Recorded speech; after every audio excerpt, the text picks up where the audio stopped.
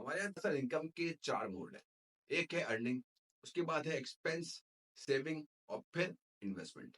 अगर मैं middle class तबके की बात करूँ तो इन्वेस्टमेंट तो उनके खुद में नहीं है, तो वो दूर-दूर तक उनका कोई इससे ताल्लुक नहीं है। तो रह गई बात सेविंग की जो कि अब हो नहीं पा रही और एक्सपेंस जो कि अपनी जगह पर खड़े हैं और रोज़-बरोज़ बढ़ते जा रहे हैं। एक ऐसा फैक्टर है जिसको मैं निशानदेही करना चाहता हूँ और बताना चाहता हूँ कि क्यों हमारे एक्सपेंस आउट ऑफ कंट्रोल हो चुके हैं, खासतौर पे अगर आपका ताल्लुक लोअर मिडिल क्लास या अपर मिडिल क्लास से है।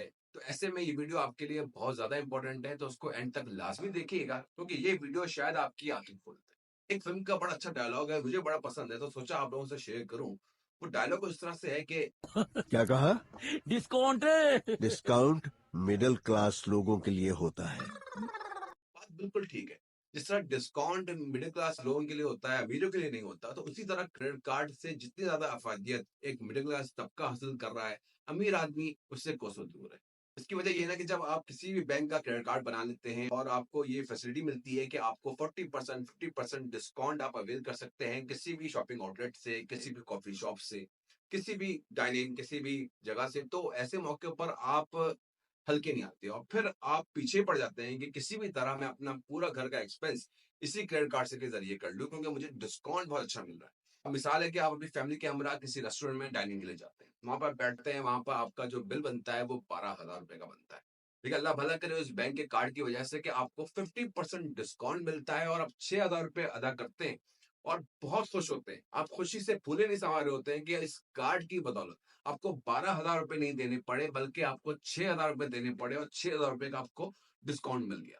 आप वापस आते हैं, अपने दोस्तों यारों को, रिश्तेदारों को बड़े फख्र से बताते हैं कि मैंने फलानी जगह पे डिनर किया और 12,000 रुपए का बिल बना था, लेकिन इस कार्ड की बदौलत मुझे 50% डिस्काउंट मिला और मैंने सिर्फ 6,000 रुपए अदा किए।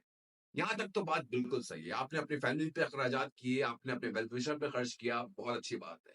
लेकिन बात यहाँ पर खत्म नहीं हो जाती। इसकी वजह ये है ना कि जब आपके पास कार्ड नहीं था तो आप महीने में 2 मर्तबा आउटिंग करते थे। आप महीने में 2 से 3 मर्तबा अपनी फैमिली के हमरा किसी शॉपिंग मॉल में चले जाते थे या किसी डाइन-इन में, किसी रेस्टोरेंट में डिनर या लंच करने चला जाया करते थे। लेकिन अब हफ्ते में 2 बार जाते हैं क्योंकि आपके पास कार्ड की एक ऐसी फैसिलिटी मौजूद है जो इससे पहले नहीं थी। ऐसे में इस किस्म के एक्सपेंस का जब आपका सालाना बिल 50 से 60,000 रुपए आया करता था, आज वही एक्सपेंस 2 से ढाई लाख रुपए छू चुका है।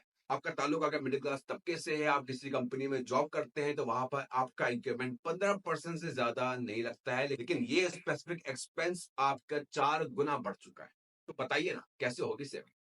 फिर हम सेविंग को रोकते हैं, फिर हम हालात को, महंगाई को रोकते हैं, फिर हम गवर्नमेंट को गालियां देते हैं। लेकिन यहाँ पर बैंक अपना गेम कर गया क्योंकि बैंक के पास पैसा आता जा रहा है और आपके पास से पैसा मुसलसल जा रहा है।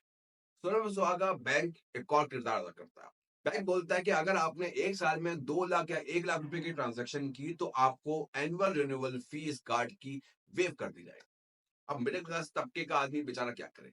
वो बेचारा लग जाता है एक मिशन पर और उसकी हतमन कोशिश होती है कि किसी भी तरह वो पूरे साल भर में लाख 2 लाख के रुपए की ट्रांजैक्शन करके ये 17 से 24,000 रुपए जो कि कार्ड की रिन्यूएबल फी है वो किसी भी तरह वेव करवा ले और इसी जद्दोजहद में वो खर्चे करता है। बाज औकात तो अपना पेट्रोल खर्च करके किसी ऐसी जगह भी पहुंचता है जहां पर वो पहले कभी नहीं गया होता, लेकिन सिर्फ और सिर्फ अपने कार्ड को यूटिलाइज करने के लिए, अपने कार्ड को स्वैप करवाने के लिए वो वहां से खरीदारी करता है और बड़े डिस्काउंट मार्जिन लेता है। 1,000 रुपए का पेट्रोल खर्च करता है और 600 रुपए का डिस्काउंट लेकर वापस आता है।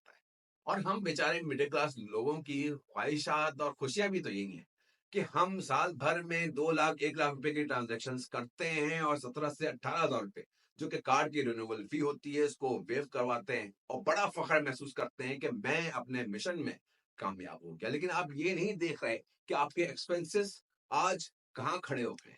आज से 2 साल पहले आपके एक्सपेंसेस कहाँ थे और आज आपके एक्सपेंस की जो परसेंटेज है वो आपके इनकम के मुकाबले में 4 गुना बढ़ चुकी है। तो ऐसे में आप क्या सेविंग करेंगे? आप इन्वेस्टमेंट तो वैसे ही नहीं करते थे। आप सेविंग पर चल रहे थे, लेकिन सेविंग अब आपकी हो नहीं रही। इनकम आपकी वही 10 से 15% बढ़ती है जबकि इन्फ्लेशन 40% तक छू चुकी है। तो ऐसे में अगर आप सिर्फ हालात को कोसेंगे, गवर्नमेंट को कोसेंगे, इन्फ्लेशन को गालियां देंगे, तो देखिए ये तो अपनी जगह पर कायम है और आप उसको कंट्रोल नहीं कर सकते, लेकिन आप अपने एक्सपेंसेस को कंट्रोल कर सकते हैं। तो जरा हल्का हाथ रखें और कोशिश करें कि अपने एक्सपेंसेस को मिनिमाइज़ करें ताकि आने वाले वक़्तों में यही पैसा आपके काम आ सके। तो मुझ पे भी पैसा खर्च कीजिए, मेरी वीडियो को देखते